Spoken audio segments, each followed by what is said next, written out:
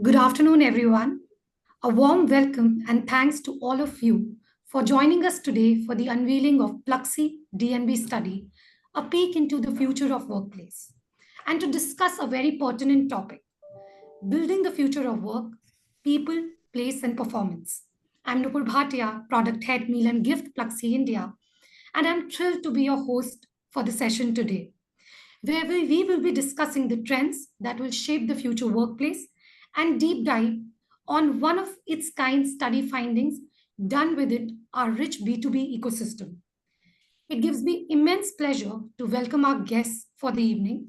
We have Sebastien Godet, Chief Revenue Growth Officer, Continental Europe, Middle East, Africa, and Asia.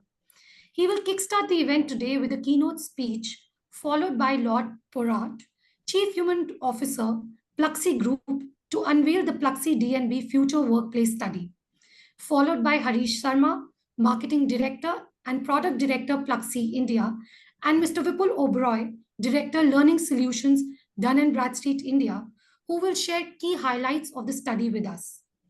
And then it will be followed by a powerhouse discussion, which will be moderated by Anish Sarkar, Managing Director, Pluxee India, and he will speak to Ms. Deepti Pathak, Total Rewards Head, FIS, Ms. Kirandeep Virdi, Head People and Culture as per AI, Ms. Meera Mohandas, Director Human Resources, Wipro, Ms. Shalini Adhar, Chief Human Resource Officer, Shalimar Paints, Ms. Shweta Ram, Head Human Resources, Commercial, Pale Agro.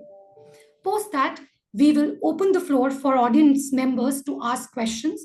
So on your screens, you will see a dialog box, a chat box, where you can post your queries, and those questions will be then asked to our panel members. So let's kickstart the session, and let's give a warm welcome to Mr. Sebastien Godet. Sebastien has been instrumental in propelling Pluxee's growth across key markets, including India. His leadership has been a driving force to Pluxee's path to success. Sebastien, the stage is all yours. Thank you, Nupur. Good afternoon, everyone. I'm connecting from our global headquarters in Paris.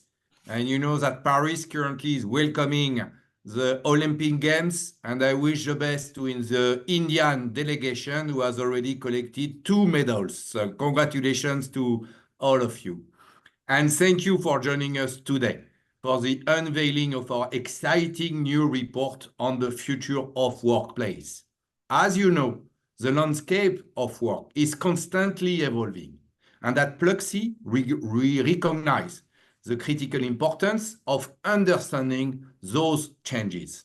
With over 45 years of experience, we offer today more than 250 products across 31 countries, creating new opportunities for people to enjoy meaningful and fulfilling experience that matters to them. Our focus is on enhancing employee engagement and making every moment count for our clients, merchants, consumers, and employees. At the same time, we are also committed to helping our clients understand the crucial trends that are shaping the modern workplace, while also constantly scanning the horizon for how the future might evolve. Employees today have very different priorities, expectations, and needs, even more than ever before. This report sheds light on these trends and provides, I believe, valuable insight for businesses to navigate an ever-evolving work environment and get future-ready. I am thrilled to be here today alongside our partners at Dun & Bradstreet to unveil the finding of this insightful study. Now, I'm very pleased, and I would like to invite Mrs. Laure Pourageaud, our Group Chief Human Resources Officer, to share some thought and unveil the future of workplace study. Please, Laure. Thank you, Sebastien. You know, I'm very close to you in our HQ office. I think floor 6 and you are floor 5, and see you very soon. And so happy to share this online event with all our Pluxee India guests. The dynamic shifts in the workforce are undeniable. And As you highlighted, Sebastien, they present both exciting opportunities and complex challenges for businesses. Employees, we know it at Pluxee, and we know it's key everywhere. Employees are the cornerstone of any business's success. Their well-being, their engagement, the sense of purpose are not just metrics, but the very essence of an organization. Globally, employee experience has been evolving significantly. Companies are increasingly focusing on personalized, flexible experience and benefits that cater to employees' professional and personal needs. And India is no different. While we have a deep understanding of this market, we continue to engage in studies and research in the country to help bring through thought leadership to our partners. To better understand the evolving needs and expectations of today's workforce, we embarked on a comprehensive study. The results are both illuminating and inspiring. This report delves deep into the heart of these trends, uncovering valuable insights to employees' priorities and the factors driving workplace transformation. It's my great privilege today to unveil this study as part of this webinar. To do so, I would request the team to play a short video.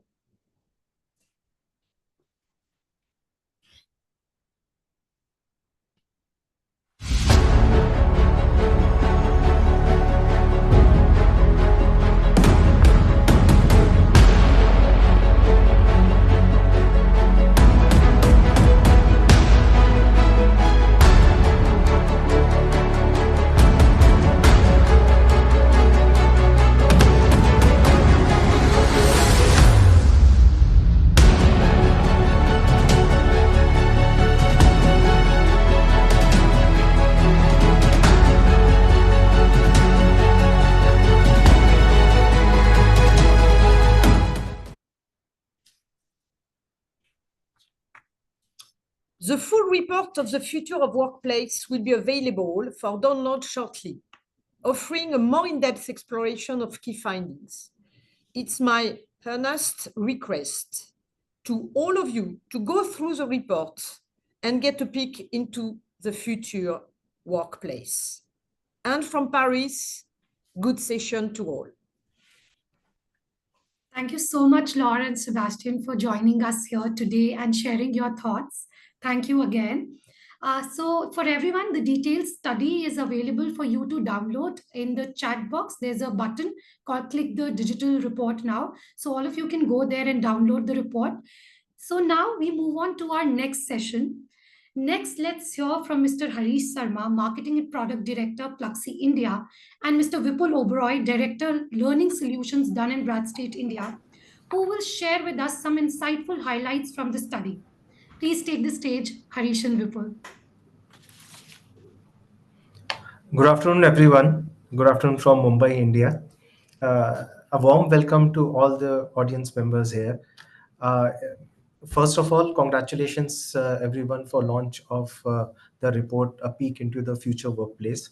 This study itself aims to explore the evolving landscape of employee benefits, highlighting the critical trends for organizations that seek to attract, retain, and empower their workforce. The key trends that will shape the future workplaces. And we have with us Harish as well from Pluxee, which is a leader in this space. Now, this study is unique because it presents both the employee as well as the employer's perspective. Of course, no aspect of the workplace can be ignored. But what the study does is identifies for you what is most important, what is most attractive, and what is most motivating.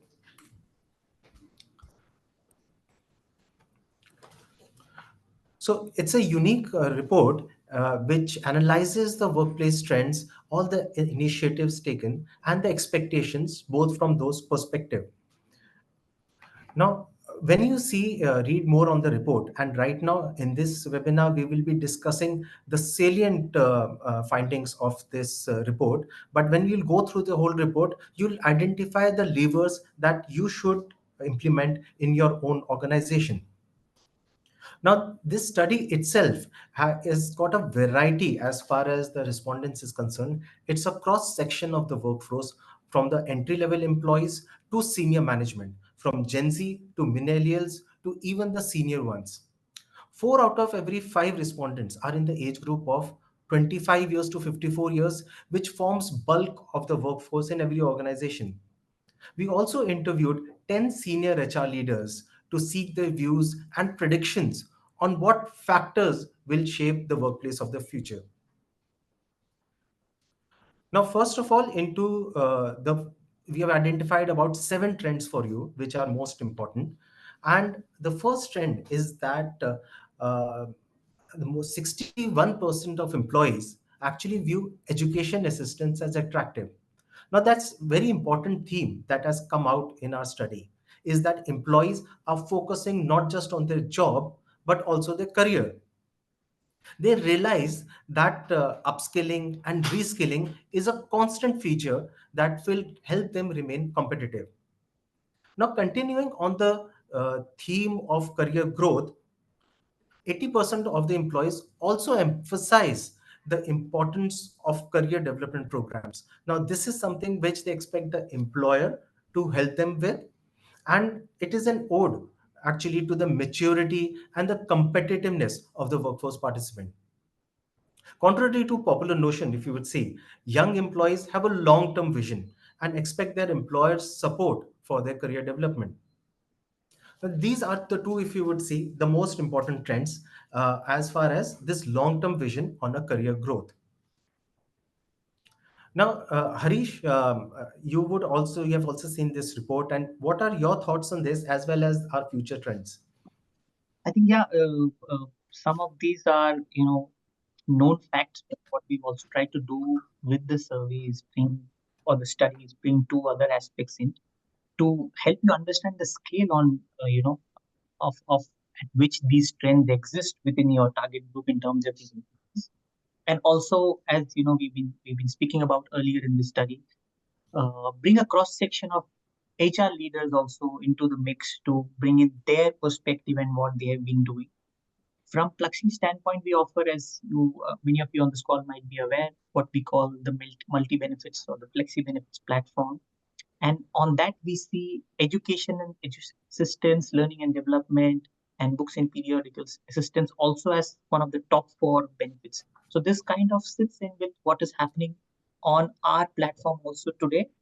And there are many aspects to this. There are career development and educational assistance programs that companies can administer, but also digital platforms which can put the choice in the hands of the employees so that they can choose how and in which way they would like to progress in their careers and learning. So, Definitely. I'll Sure, take the next one. Yeah. So the first part, as you saw, the first trends that we unearthed were on the career development and learning. But as we are all again aware, there is a very high emphasis now on lifestyle or holistic health and wellness related, requirements from employees. We saw this, that employees are increasingly prioritizing health and well-being, now more than ever. And just to put some numbers into perspective, we saw that 53% of employees that we surveyed placed importance on any sort of health and wellness benefits that can be extended to them. And while these might seem to you as extending beyond the workplace, the way we saw employees look at this is this again adds back and closes the loop back to them being able to perform well at the workplace. So this is more holistic, while it looks like, beyond work per se. That's not, completely how the employees are viewing it. And if we can move to the next trend, next important trend on this, lifestyle benefits again is a great attraction area for employee attraction and retention. There are many aspects to this. There are aspects around, meals or having access to gifts where they can choose what they want to do and further their lifestyle aspirations, but also just looking at a very particular data point that we unearthed from our study, 25% of those whom we, surveyed said that gym and some sort of club membership are among their top two most attractive employee benefits that their company can extend. Harish, this is definitely heartening to see that employees do not consider themselves as just part of a workforce, but they are also looking at a more holistic development. And you're right that, as they say, a healthy body has a healthy mind. And of course, a healthy mind at the workforce would be much more productive. And in fact, I would see that the employee's preference for lifestyle benefits is logically extending back into the workplace. In fact, our trends 5 and 6 highlight this aspect. Our survey has found that the demand for a more flexible workspace has increased, with 71% rating that flexible work arrangements are very important for them.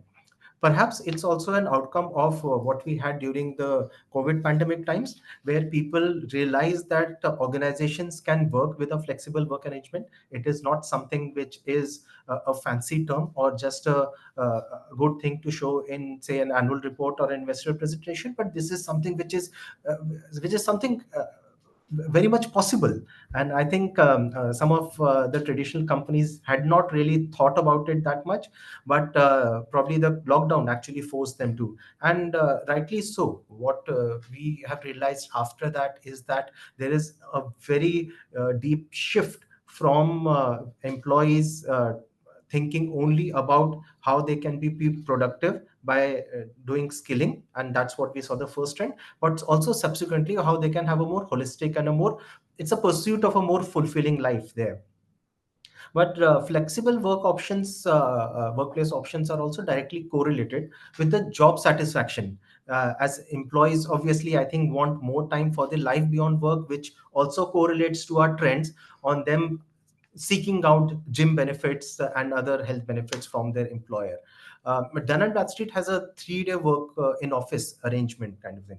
Not 3-day work week, but 3-day work in office arrangement. What's the arrangement at Pluxee, Harish? Like Pluxee also, we share something similar. It's 3 days working from office, of course, according to your situation, but depending on the very particular needs that employees might have, there is more flexibility.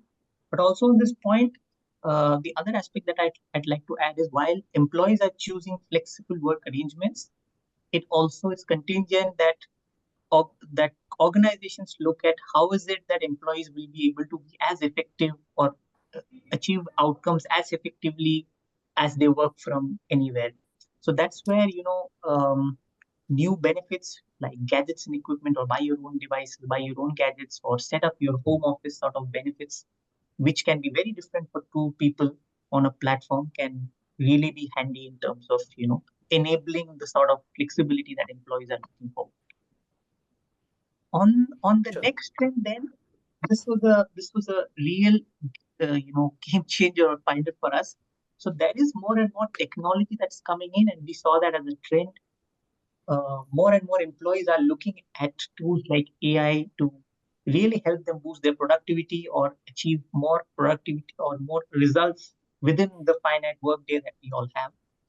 But 51% of our employees also said that they would like some sort of human assistance for workplace communication and delivery of benefits, etc. So while we deploy and employ technology in addressing employee needs, we understand that as on date, there is an equal emphasis from employees to bring in a human aspect. And this can be done in multiple ways, I think, as people I'd invite you to talk about. But the idea is that there's still that element of human interaction which needs to be built into our communication plans when we deliver benefits. Any views on this? Yes, definitely. And if you see it's like half the room is divided into preferring human assistance and half the room actually prefers AI based. And I think it's also an indication of the diversity of the workforce. Of course, 15, 20 years ago, there was nothing like AI, or technology was nearly absent. And probably that was a forced choice to have human assistance. But I see that even the half room preferring a more AI-led or machine learning-led kind of communication and delivery of benefits. That's actually a very big change. But again, like you rightly pointed out, even if it is a machine or a system or a technology driven assistance in addressing employee needs, a human factor, that empathy ultimately remains, because the recipient ultimately is not a machine, but is actually a human. And employees obviously should be considered not as a number, but as human beings themselves. And that is the kind of diversity of workspace when we see. And employees, and when we come to our next trend, employees are also looking for not just a more holistic lifestyle or a flexible workspace, but they are also looking at a more inclusive workplace. Now, what we see is that 58%, for example, believe that a 4-day work week is key to building empowering workplaces. Now, this also stems from the fact that they want a more holistic lifestyle, and that's a big thing. So there are, of course, that's not the only trend. What we are seeing, not the only statistic that will be in the report, but we have picked up a more stark one. But a shorter day, shorter work week is what employees are also looking at. And at the same time, if we see 36% want an increased quantum in parental and childcare support leaves.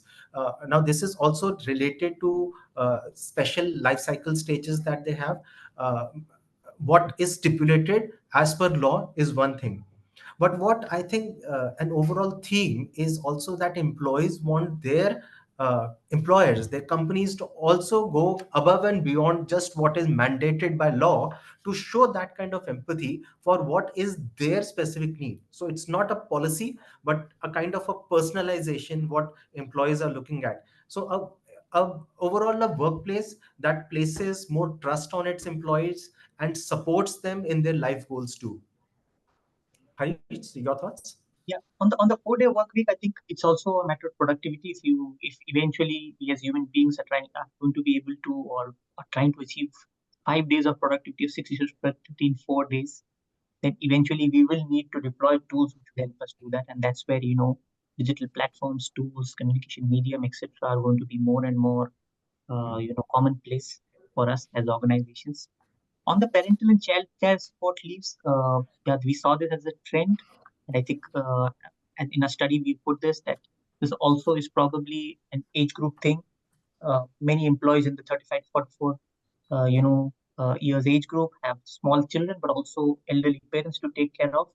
And at Pluxee in India, we have a lot of the leadership team here. So thanks to all of these, the policies that we have, we've just introduced the concept of family care leaves. So 5 days in a calendar year, you take time off if you have a spouse who's unwell, or you have small children to take care of, or elderly parents, etc. These are over and above your other leaves that you can avail, just to be able to cater to a very specific needs. And we can thank our HR organization and our leadership team for having such thoughtful leaves. And I just want to share a very practical example of this front. I can clearly see, of course, Pluxee seems to be a well-evolved organization as far as taking care of its employees is concerned. So what the 7 trends that we saw today were just a few highlights of the survey, which we have summarized right now into 4 mantras, which are given here on adapting to employees' expectations, continuous learning, holistic well-being, and nuanced needs. An ideal workplace is one which personalizes its benefits, but at the same time nurtures its employees to its fullest potential. And from our end, I think jointly from D&B and Pluxee's end, it's months and weeks of work we put into this report. Of course, we just try to bring in some of the salient points as we said of the study, but we really truly hope and request that you go through the study, reflect on them. And of course, if you then would like to discuss this further, there are teams at both our organizations which will be happy to come and discuss this further, and also bring to you ways and means in which some of these trends can be addressed in your very specific organizational context. Thanks a lot to everyone for listening to Vipul and me patiently. Vipul, over to you. Thank you, everyone. It was a great doing this study with you, and quite an eye-opener. Thank you. Thank you, Harish. Thank you, Vipul. The insights that you provided and the insights that this report have are truly thought-provoking, and also it will help organizations to understand what future workplace would look like and how organizations need to evolve to provide a more holistic work-life balance to its employees. So without much ado, let's move on to our next session. I would like to invite Mr. Anish Sarkar, Managing Director of Pluxee India, to lead the discussion with our esteemed panel. Anish is a seasoned leader with a wealth of experience and is at the helm of Pluxee India, guiding the company with remarkable commitment. Anish, can we have you on stage with the rest of the panelists? Please lead the discussion. Over to you. Thank you, Nupur, and thanks, Harish and Vipul, for taking us through some of the highlights of the study. I think it was really interesting, and of course, it's a broad-based study. And one of the things that, as you mentioned earlier, it's not just a survey, but we have some deep insights from 10 senior HR leaders across different industries, and some of them are, of course, going to be part of the panel, as well as from Sebastien and Laure, giving a global and a broader perspective. So I think hope all our readers and everybody who looks at the study finds it insightful. But what I'm really excited about now is this panel. So we have our 5 distinguished panelists, all senior HR leaders, who come from different industries and with rich backgrounds. And it's going to be a more of a broad-based discussion. So as you heard briefly about the study covers different aspects of the future workplace. So we'll try to cover a few of those, be it benefits, be it in terms of flexible work arrangements, be it in terms of D&I, for example. And by the way, it's my privilege on this panel to represent the gender diversity in this panel. So that's really nice.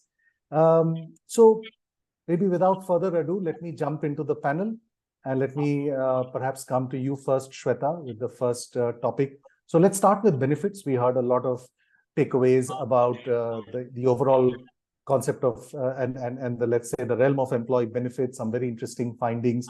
I think one key theme that seems to come out, which I guess is not necessarily new to all of you, is that one size does not fit all when it comes to employee benefits, because we have a multi-generational, very diverse workforce. So maybe it'll be good to hear from you what would be your experience or your views on how to design, let's say, an employee benefit strategy which is tailored, to address the diverse needs of the workforce. And also, if you can touch upon how to connect it from an ROI standpoint for the organization. So maybe, Shweta, it'll be good to hear from you first. Sure, great. Thank you so much, Anish, and hello to everyone who's listening in, and very insightful, trends that we just saw. Coming to the concept of one size fits all, I think we moved away from the traditional way of looking at benefits. And I don't think organizations today can really afford to be looking benefits as a separate vertical, right? We've all moved to a total reward strategy when it comes to what we have to offer to our workforce. And the point that you made, Anish, yes, we'll now not just looking at 1 or 2 generations. In some organization, you probably have as huge as 4 generations in the workplace, right? So the benefit to address to the changing needs of these multi-generation needs to be designed in a way that makes meaningful sense to them. So it's no longer what the organization can afford, but I think it's now the lens is shifting to what's the need of the employee and where's the need going to get translated into an action. Yes, I think we've all seen a lot of research. We've studied reports which suggest that an engaged workforce or an engaged employee leads to higher productivity in the workplace. But I'm sure the decision making of taking up a role or taking up offer is no longer just restricted to the compensation that an organization makes, but also the entire experience that one is going to get at the workplace. And hence, tailoring the benefit offerings that organizations have to offer needs to really be kept at the core of it. But having said this, the other point that I want to make is, I think from an organization standpoint, smaller setups do have the disadvantage because they don't have the core employee strength for them to get these at a beneficial rate or a commercial rate that makes more sense for them. And that's where I think partners such as you would make a huge difference in terms of making it really customized and tailored fit for them and for their purpose. Right, and diving into the concept of ROI, I think a lot of organizations have actually moved away from ROI and are actually looking at ROW, which is, what's the return on wellness? How do you track lead indicators, lag indicators in terms of absenteeism percentage, presenteeism percentage, your eNPS? A lot of these indicators are no longer, things that only a CHRO of the organization looks at. These are part of the management reporting. These are part of the director's note that gets put out. So a lot has changed in that aspect as well. And yes, what gets measured gets delivered. And hence, I don't think we can shy away from the fact that a take-up rate is the only thing that gets measured today. But a lot has changed in that space as well. Thank you, Shweta. Great points. Love the ROW concept. And also, you made a very interesting point, and which is the shift that we also see. I think earlier companies would say, okay, this is the budget I have, and let's see what we do with it. I think now they're going the other way and say, what do employees need? And let's see how we can deliver it. And yes, thank you for mentioning us. Yes, we tailor benefits for our clients where there are as few as maybe 10 employees, right up to 100,000 employees or even more. So it's all about leveraging technology. Thank you so much, Shweta, for sharing your thoughts on this. Deepti, if I may come to you now on the same topic, maybe if you can give your views on, designing employee benefit solutions and, how we can measure the return on that for the organization. So Anish, actually, first of all, thanks for having this session. I think this is pretty insightful, and a couple of details they've uncovered here as part of the report. Yeah. I think we all know this, but yeah, there's time to take action. And I think having such sessions, right, wherein deliberating on such topics also becomes very important. And thanks, Shweta, for covering all the points. I think I agreed how you brought up the ROW point, right? So yes, and I completely agree that, right, just waiting and looking for ROIs is not the time. We really need to focus on wellness, right? Because that's what everybody is measuring. Specifically, when we talk about benefits, I think it's like endless, right? To start with, it's no longer what an organization can afford. It's more like we have to have plethora of benefits and taking care of all generations that we have in the organization to be successful as an organization, right?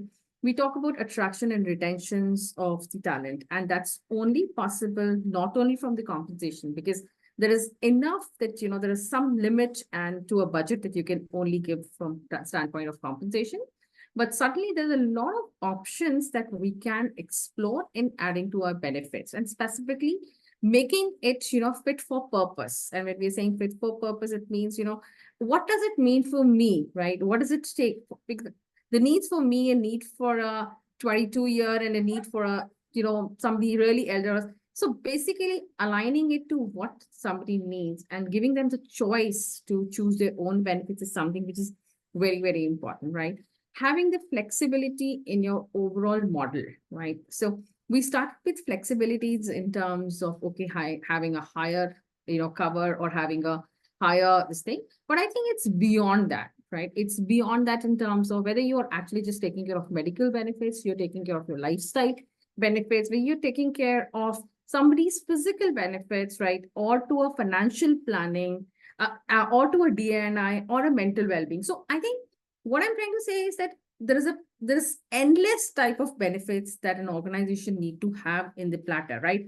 I know, given the size of the organization, not everything is possible, but whatever we can, right? Our benefits should be designed in a way that we shouldn't be forcing people just to have benefit and additionally just applying cost to that. Instead, have the options or the flexibility so that our employees can actually choose their own set of benefits, what they feel is right. And when you talk about ROIs is something, I think ROW covers everything, but yes, cost savings in terms of there are various ways through which we can measure. We've checked on, how the absenteeism rate, how's the turnover rate, what's the, claim ratios. There are various ways to actually check on, how, what's the ROI of the benefits, right? And it's something which is always said that, our happier employees does have higher productivity and everything. So, and benefits plays a very important role, because benefits, and specifically after COVID, it not only covers individual employee, it covers beyond. It covers their families. All right, the families were not aware of all of that earlier, but post-COVID, it has become all the more important that overall and the complete family takes the benefit of the entire benefits that's being offered by the organization. So I completely believe that benefits plays a big role for an organization success and making sure that our employees there are happy employees. Thank you, Deepti. I think you brought up the very important topic of, looking at employee needs and flexibility. And thank you for some of those practical, measures to look at specific benefits. So thank you. I think it was quite interesting. Maybe I move to the topic, which was also mentioned by Vipul and Harish, on learning and development. Of course, it's a very important theme for all HR leaders and HR organizations. But I think the study talked about findings on two specific aspects. One is, we heard about, I think, how 61% of people are prioritizing education assistance, which is actually a very specific thing. And a whopping 80% are saying, I need the organization to help me in career development. So it's not just pure training, etc., but how do you make me more employable? How do you help me, further my career in this organization or another? So maybe Meera, maybe if I come to you, if you can talk a little bit about maybe these two aspects from the lens of learning and development, but also on a larger scale, when it comes to the topic of learning and development, how do we address these 2 points specifically, but how do we link it also to organization success and say that, okay, the investments are actually helping the organization along its people objectives. So maybe Meera, over to you. Sure, Anish. Hi, everyone. A very good evening. Extremely thankful to Pluxee and D&B team for having me here as part of the panel today. Coming to the question, Anish, that you posed before me, I think when it comes to career development and learning, what matters the most nowadays, I think more than ever, is personalization. A personalized career development plan and a personalized learning path to go with it is what our associates these days really value. It's what makes them feel that the organization is invested in their growth and in their development. At Wipro, and I'll share a couple of these examples from our organization and how we sort of bring all of this into our daily lives. So at Wipro, we have a very robust and intelligent platform which helps us enable this part of it, the personalization of the career development and the learning journey. Something which enables individuals assisted by artificial intelligence to sort of carve out their custom career trajectory for themselves, and with support from their managers and the larger ecosystem, strive towards making that a reality. So that's one way in which we try to achieve the personalized career development part. When it comes to learning, we promote a culture of lifelong learning. So it doesn't matter what stage of your career you are at.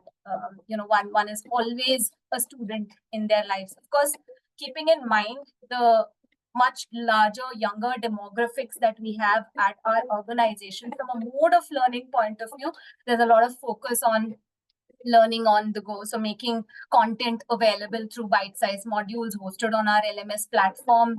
At the same time, I don't think we can ever shy away from relying on the power of a traditional facilitator-led model, right?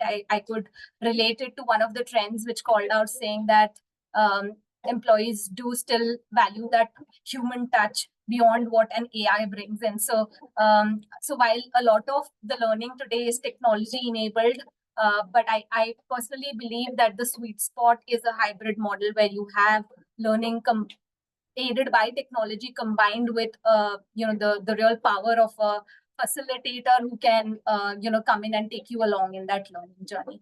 So that's largely how the learning sort of mode for us works in the organization. A lot of learning also happens on the job.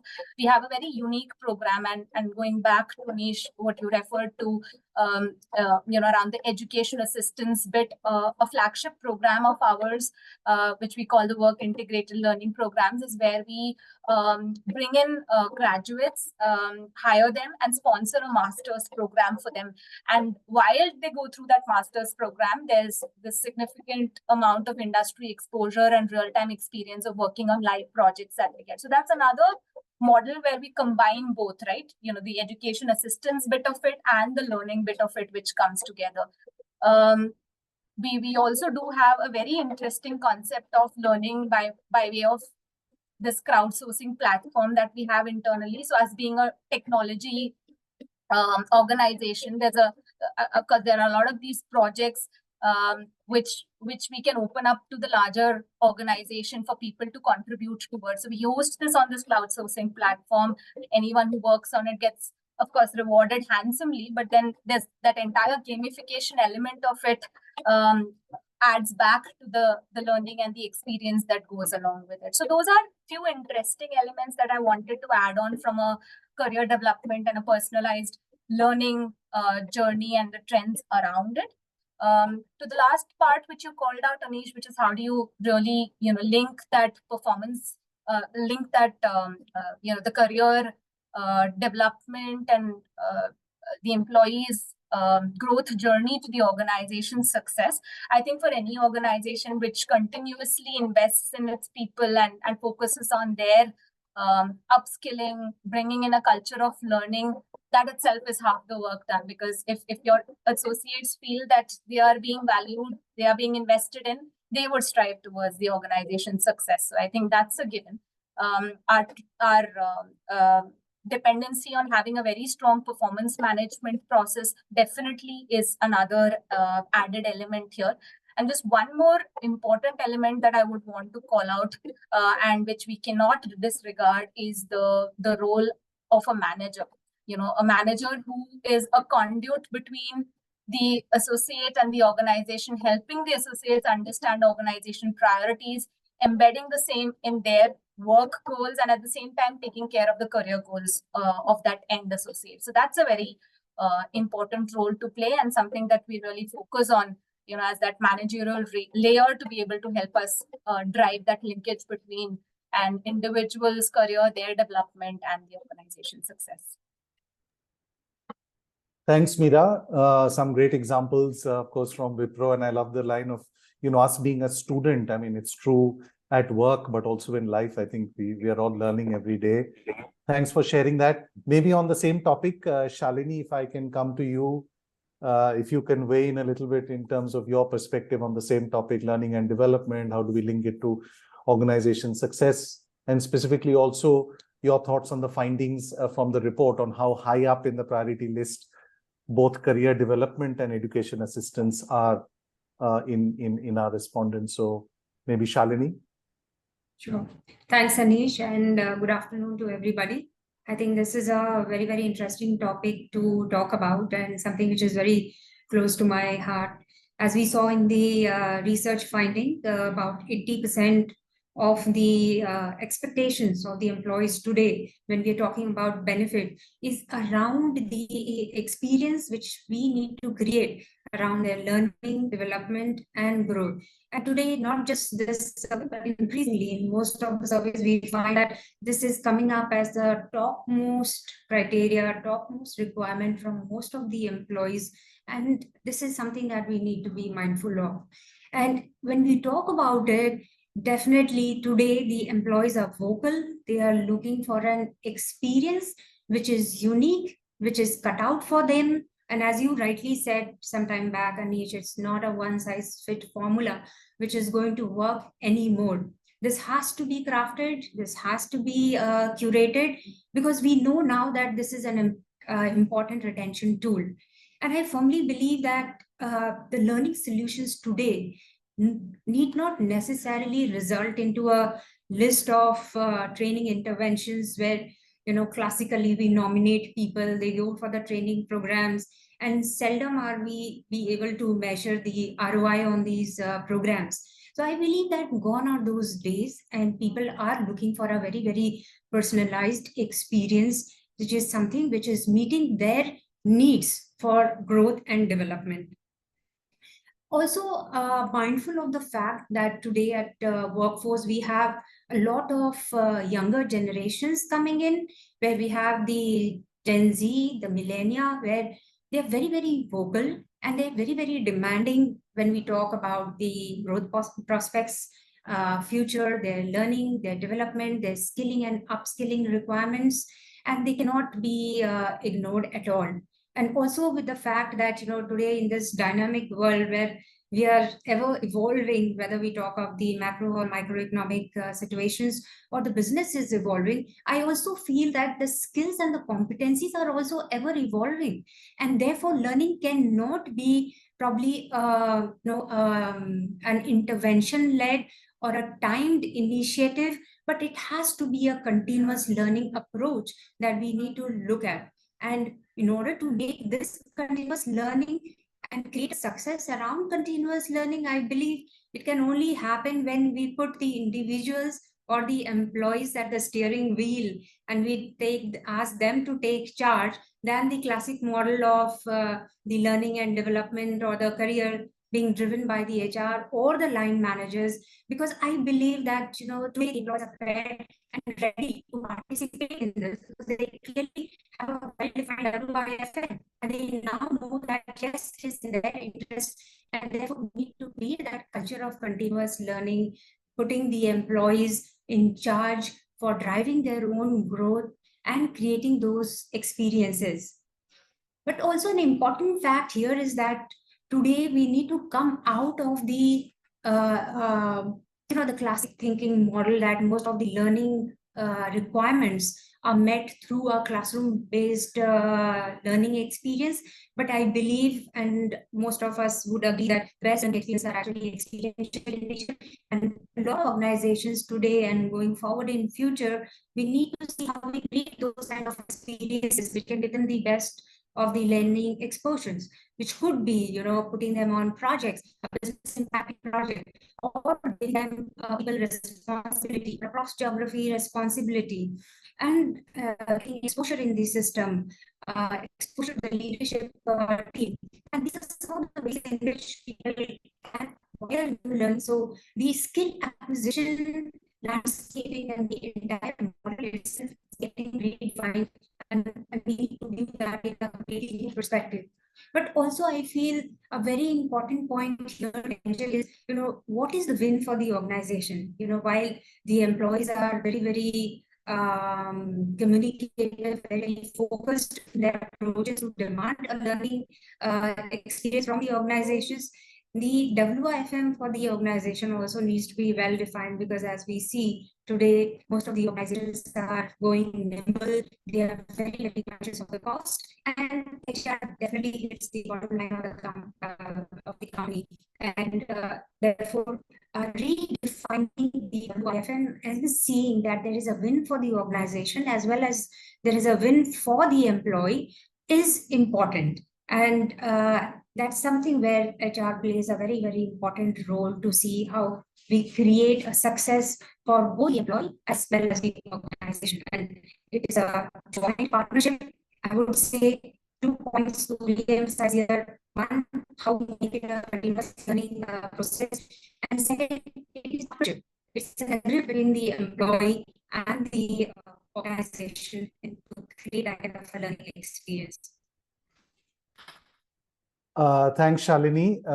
Thank you for sharing, I would say, a number of different perspectives on this. I think towards the end, maybe the network was slightly scratchy, but I think, it should be fine. Thank you. Thanks for sharing that. I go maybe now to a different aspect of the study, which was also mentioned, in the opening remarks by Harish and Vipul, which is this fact of technology. And, of course, we talked about, I think, this theme of different generations and, post-COVID virtual collaboration, hybrid workforce. And, we have obviously all of these tools which are helping us to collaborate across this kind of a hybrid workforce, etc. But, we saw that 50% of people still prefer the human touch. Okay. And maybe I come to you, Kirandeep, on this topic. how in the midst of, this kind of a new ways of working, and in, obviously we are committed to using all these technologies given where we are. Maybe your thoughts on how do we still retain that human touch, which, I mean, at the end of the day, we are human beings first and employees second.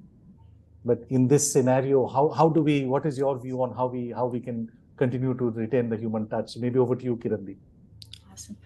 Thanks, Anish. And thank you for having me as part of this conversation. Really interesting pieces that are coming up.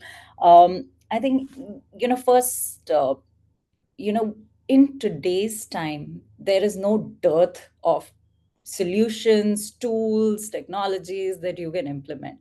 And the biggest challenge or adoption to getting anything going or enabling something is the adoption piece of it. And that's where I think we, as HR professionals, as humans within the workspace, where we need to bring in a lot more due diligence is what is really that technology doing? What is it enabling? Is it making life simpler, or is it actually adding more steps or layers or adding frustration to an individual? What is that technology really doing for us? So how do we really bring in those pieces? That has to be the way about it. Also from maintaining that human touch, because today you have tools and technologies that are going to simplify a lot of processes where you needed multiple handovers happening. It can happen in a workflow that gets defined. So it eases that piece. And, as I was reflecting on this question, Anish, something that we as a product, we have an AI product in the market, and we aim to simplify ways of working for a particular demographic.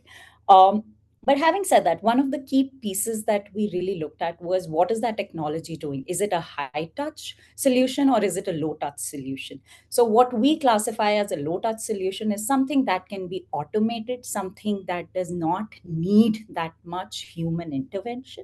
The high touch pieces are the ones where you actually need human intervention, that those are the meaningful pieces where the impact is much higher. So building out and finding solutions and technologies that actually enable you to spend time on things that are going to lead to more impact, that's in my opinion, that's the beauty of getting all access to these technologies today. And how do you bring that to life to change the way people experience a workplace? Thanks, Kirandeep. Thanks for that perspective. And you raise an important point in terms of segregating where the human touch is more important. Maybe if I go across to you, Shweta, on the same topic, what is your perspective in terms of balancing technology and the human touch? Sure, Anish, and very interesting perspectives that you shared, Kirandeep. As we've seen, technology cannot replace the value addition that a human can bring in. So the HR business partners or the HR associates who are still engaging with business and employees at large will continue to do so. I think technology will only add as a layer of comfort, one for all of the transaction that probably would take up a lot of time for our HR operations team, for the employees. That part of it is what technology is going to take care of. The reach is again something that the technology will help us probably get on board quickly. I remember earlier when there were benefit programs being launched, HR teams would be engaged in having several road shows, planning it across the country, and so on and so forth. Now, your ability to reach will probably be with a touch of a button, right? And that's where technology plays a larger role. So, technology can only be an enabler. The human aspect of what we bring to the workforce every day can definitely not be replaced. It can only be added cherry on the top, if I can use that word. Yes, thank you, Shweta. I think it's also a great point in terms of how technology is, of course, enabling collaboration, but it also takes away a lot of the operational aspects. And of course, there's the big topic of AI, which maybe we'll come back to later. But thank you for that Thank you for that perspective. Let me now come back to, or come to the topic of D&I. I don't think any of us needs to overestimate how important this topic is, especially from a workplace, past, present, future, all of it really. We know it's important in terms of course, equal opportunities, hiring, employee resource group, and there are so many aspects of D&I. But maybe I want to come back to you, Shalini, and then to Meera. I mean, DI can obviously have different implications, different approaches given the type of industry. So maybe I come to you first, Shalini. You have been you're in a manufacturing setup. So what does D&I mean in this kind of an environment? What are the practices you have? What are the challenges? And then maybe we'll get a different perspective. But first, over to you, Shalini, on the D&I topic. Thanks, Anish. I firmly believe that when we talk of DEI today, it's something which is very, very fundamental. It's a baseline today for any organization, be it manufacturing or be it any other industry, to see that we build and foster a culture where people feel valued, where they feel they're an important part of the entire growth journey of the organization, the entire ecosystem of the organization. And given the context today that we have multi-generational workforce fragmented across cities, we have mobile workforce, the concept of physical offices are waning away, we have virtual offices. So with this background, it becomes increasingly important that the organizations do enough to engage the workforce and make them productive. And today, clearly, the employees are looking for an experience which is very, very personalized in nature. Simply put, I would say that, today, any employee who enters into the organization, they would look for an invisible agreement which says that you will be taken care of. Now that you're a part of this organization, you will be taken care of. This is something which is probably not written or documented anywhere, and for me that is inclusion. That's the personal experience that we create. So it is more about establishing connect, having a transparent communication, and understand what the employee would need from the organization. I would like to reflect back years back, and going back to, a few years in the journey back, where like a DEI was not much talked about, but inclusion was a natural process of, the employee life cycle. And it was largely a part of the HR and line managers' responsibility to see that they understood the employee. There was a channel of communication, there was transparency, and there was a solution which was given to the employee to see that he is included and he's a part of the team and is feeling comfortable and valued in this organization. But now, with the context that I just shared earlier, I think a policy framework it does merit a policy framework, and it's important that we lay out the guiding principles around this, so that we emphasize that it is no longer an understood thing, but is something which needs to be practiced very boldly in any organization. But needless to say, I think the solutions have to be very, very unique. And as the organizations today are becoming very, very diverse, and I also feel, Anish, today that there is a lot of diversity, which is a natural outcome. For example, multi-generational workforce, the gender diversity, the vintage you talk of. These are few diversities which has been created naturally. And when the organization has to deal with it, they need to be mindful that they have to come up with solutions which are very unique to the groups, the diverse groups, and also probably to the levels of the individuals. For example, a new mother would have a very different need. For example, she might be needing flexibility on her work timings, whereas a Gen Z might be looking for a sponsorship to a higher education, to probably a new couple in a very nuclear family would be needing an assistance on a childcare program, or some solution how to manage a sick child at home or an aging parent at home. So the employee assistance program today in most of the organization has to probably, and it needs a relook at, to be redefined at, so that we reach out to the individual. And I feel the solution lies in creating personalized experiences, creating that kind of an agreement and partnership and giving the comfort to the employees. While we might have traversed long on the technology, but this is one area where I feel no technology can replace the human connect or the touch that we need to make people a part of this journey and include them fully in this journey of growth and success. Thanks, Shalini. I love the point of, that you mentioned where inclusion is, or DEI is not just something separate, but it's kind of embedded in the culture, and it's assumed that everybody's individuality will be taken care of. Maybe I go over to you, Meera, on the same topic, if you can maybe share your perspective. Sure. So I think for those of us who are in the IT space or work with technology organizations, they would relate to what I am going to be sharing here. For us, it's an especially diverse, globally spread out set of associate and client base that we work with. And that being the case, DAI has been an extremely important area of focus for us. So we at Wipro, for example, we are 2.6 lakh strong team spread across 60 plus countries, goes to show the extent of diversity across our associate base that we work with, right? As such, in India, especially the Indian IT landscape, we've evolved so much, right, in the last 2-3 decades.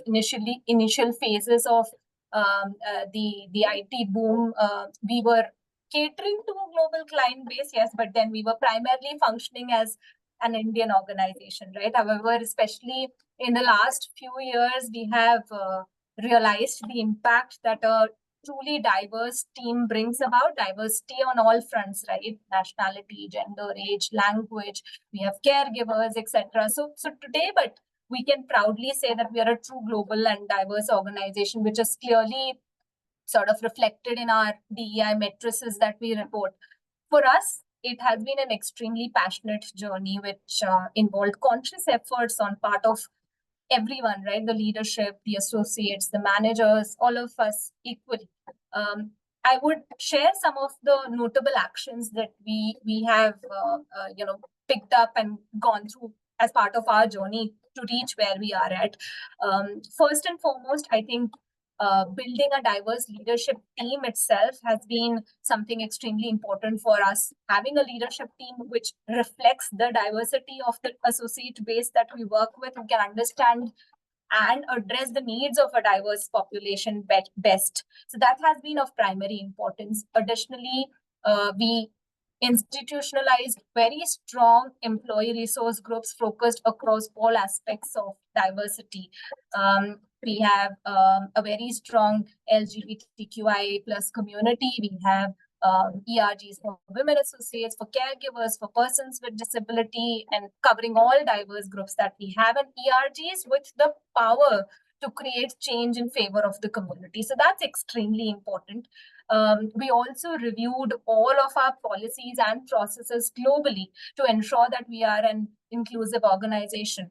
I would share 2 examples here of the sort of changes that we made. So one major sort of gap that we noticed when it came to our promotion stats was that the promotion for our women associates in proportion to the percentage of the base population that they were representing was much lesser in comparison to the male counterparts. And that was a worrying element, right? A lot of it could have been because of unconscious bias that would seep in terms of, and when the managers or the teams are working on nominating colleagues for promotion. So we made it a mandatory criteria for all of our units, when we said that if you have a certain percentage of women associates working with you, the percentage of women associates getting promoted should be at least the same percentage or higher. So that was a very clear-cut guideline that we gave. The second example is where we have, in the last couple of years, made this global commitment to a minimum number of level of leaves that we would extend to all our associates across the 60 plus countries that we operate in, even if it is not a statutory requirement. So that, also goes to show that while we are globally spread out, there is still that standard common minimum level of care and well-being that we focus on for our associates. In addition to that, we've ensured that all of our platforms and tools that we have in the organization are mandatorily accessible. We ensure that we extend local language support as much as possible. And of course, no change can be brought about without training our larger associate base in terms of making them conscious of the benefits that an inclusive organization carries with itself, right? So we invested a lot in training our associates in this space. One of the programs that we are extremely proud of is a training module on unconscious bias, which we have more than 83% of our associates who have taken that program. And lastly, and most importantly, I think having a regular channel of feedback through anonymized surveys that helps us keep moving that needle forward in terms of making ourselves a more inclusive organization. So those are a couple of things, Anish, that we've done at Vipul. Thanks, Meera. I think very impressive and great initiatives, and I'm sure it'll be quite useful for everybody to have, heard about and learnt about those. We are running out of time pretty much, so I'm going to just come to a quick last question. We talked about the flexible work arrangements, etc. So I'm going to ask a very specific question, and I possibly can come to you, Deepti. What is your view on the 4-day work week? And when I say 4-day work week, we're not talking about 4 days in office, but a 4-day work week with a 3-day weekend. I mean, this is being talked about quite a bit, but very quickly, if you can share your views on this. Oh my God, that's a tricky one, right? And yeah, as you said, that we've been talking about it for long now, right? We all have been trying to move to the 4-day working, not from today, even, ever since COVID, or even before that. This was one of the conversation that we had. I think it has both its pros and cons, right? This is something, again, as I said, that not, for a particular set of organizations, it might work, and somewhere it might not work, right? Let's talk about the pros of it, right? If I talk about the pros of it, it appears to be, yes, it can bring some great work-life balance. Yes, it can have some great productivity results in terms of long weekends and long time off and 4 hours of working, 4 days of working, which can, lead to a greater employee satisfaction as well. But I think somewhere I see that there's some cons as well, right? So I think an organization has to take some, thoughts about whether they want to actually adopt to it or not. And I think cons could be that it can actually lead to what we all have been talking is the wellness of the employees. And that's my biggest worry. Because 4 days of working, which means longer working hours in the day and longer working hours, may lead to no time for self-care and no time for wellness and other things. So somehow I related more towards that, 4 working days is good. Sounds great, but then somebody will come and say that, oh, which means longer working hours and so on and so forth, right? So that's how I will weigh it more than anything. Thanks, Deepti. Good way to look at both sides of it. So maybe finally a closing thought on the same topic. Kirandeep, what's your view on the 4-day work week? Yeah, very interesting. And, Deepti, I was also thinking about it from the 2 perspectives, and how I kind of switched it was, one is a 4-day work week. The second perspective would be a 3-day weekend. Now, in both of those scenarios, for an organization, it would need a scoping out of what it really means. Are we saying longer work hours? Then that might not suit the need for some who probably need specific times or throughout the week.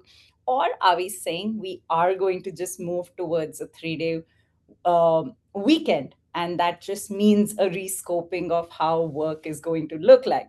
So I think it's a very tricky piece, and for each organization, I believe in their journey, it's going to be a very different answer that comes about to it. But interesting flexibility that can come about, and we're seeing different ways it's being adopted across the world and in different geographies. So it's an experiment. Let's see what comes out of that. Yeah. Thanks, Kirandeep. Yes, wouldn't it be fun to have a 3-day weekend? But yes, as you pointed out, Deepti, the flip side is the much longer working hours, and you kind of kill yourself a little bit on the remaining 4 days. I think that debate will continue. I was looking at the questions on the chat. Unfortunately, I'm getting a message from the organizers that we've run out of time. There is one interesting question which many of us will relate to, which is actually it's more a comment that here you're talking about a 4-day work week. And then there are some famous comments from founders and CEOs talking about a 70-hour work week. I think we all read about that in the news. So I think that debate will certainly continue. There is one question I'd love to get into. The question is, what's the impact of AI on HR? But I think we're going to need a completely new panel discussion on that. So on that note, let me bring this panel to a close. Thank you very much, my panelists. I think all of you gave very interesting insights and practical tips and experiences for our audience, covering a whole host of topics. And I'm sure we will keep discussing these. But thank you very much for sharing everything. I'm sure the audience would have found it super interesting and super useful. With that, Nupur, I hand it back to you to close the webinar. Yeah. Thank you, Anish. It was a really power-packed discussion. And listening to all the leaders today and how you all are trying to, take into account the needs of all the employees and not making policies or not making strategies that one size fit all makes me very happy that I'm working in the current times and very overwhelmed by all the answers that you have. And thank you so much, dear panelists, Pluxee and D&B leaders and valued viewers. On behalf of the Pluxee and D&B team, I want to express my sincere gratitude for making today's session a big success. To our esteemed panelists, your insights and expertise were invaluable. The insightful discussion you had on the trends that will shape the future workplace has given each one of us an idea of what the future entails. To the Pluxee and the D&B leadership team, your commitment and effort were pivotal in the success of the event. Thank you, Sebastien, Laure, Harish, Anish, Vipul, for making this webinar so rich. To the viewers, thank you for joining us. We hope you found the event informative and inspiring. You can download the report from the chat session. The link is active and you can go there, download the report. We look forward to have you with us for future sessions on the topics pertaining to the future of work, employee motivation and engagement. And thank you for being here with us this afternoon. And I had a great time hosting you all. Thank you so much. Thank you, everyone.